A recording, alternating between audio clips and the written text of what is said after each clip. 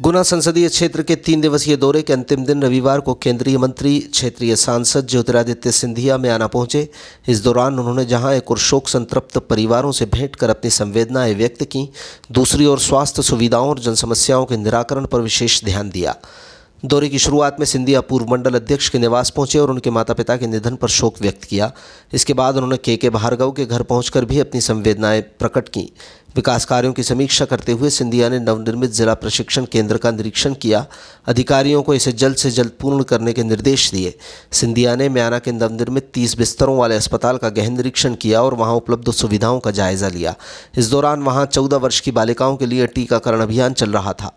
निरीक्षण के बीच जब एक बालिका वैक्सीन के डर से रोने लगी तो सिंधिया ने संवेदनशीलता दिखाते हुए उसे पुचकारा और हिम्मत दी। उन्होंने स्वयं उस बालिका का हाथ पकड़कर उसे शांत कराया और वैक्सीन लगवाई। उनके सहयोगात्मक व्यवहार की वहां मौजूद नागरिकों ने काफ़ी सराहना की। अस्पताल के निरीक्षण के बाद केंद्रीय मंत्री शासकीय उच्चतर माध्यमिक विद्यालय पहुंचे, जहां विशाल जन समस्या निवारण शिविर का आयोजन था। सिंधिया ने मंच से उतरकर नागरिकों के बीच पहुंचकर उनकी समस्याएं सुनी, प्राप्त आवेदन पर संज्ञान लिया। कई प्रकरणों का उन्होंने मौके पर ही निराकरण किया, जबकि अन्य गंभीर शिकायतों के समाधान के लिए मौके पर मौजूद अधिकारियों को समय सीमा तय कर निर्देशित किया। इस अवसर पर भाजपा जिलाध्यक्ष धर्मेंद्र सिंह सिकरवार, पूर्व पंचायत मंत्री महेंद्र सिंह सिसोदिया सहित अन्य जनप्रतिनिधि, प्रशासनिक अमला मौजूद रहा। सिंधिया ने कलेक्टर किशोर कन्याल और एसपी अंकित सोनी को भी क्षेत्र की व्यवस्थाओं और सुरक्षा के संबंध में आवश्यक दिशा निर्देश दिए।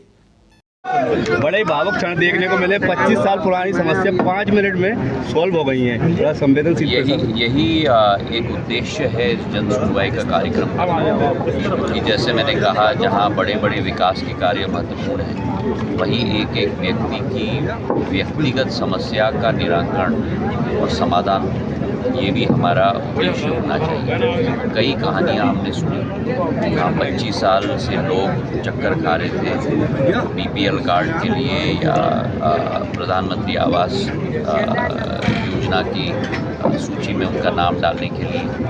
एक बुजुर्ग व्यक्ति आया जिसकी बच्ची लापता 26 फरवरी से रही थी। अभी कलेक्टर एसपी साहब ने फ़ौरन उसे लोकेट कर दिया है। हम लोग एक पुलिस की टीम भी भेज रहे हैं उसको वापस लाने के लिए। कई हमारे दिव्यांग लोग भी आए हैं जिनको मैं ट्राईसाइकिल कल सुबह सर्किट हाउस में 9:45 बजे सुबह दे रहा हूँ। तो ये एक व्यक्ति का समाधान अगर हम कर पाएँ संकट का, तो मन में सुख संतुष्टि होती है।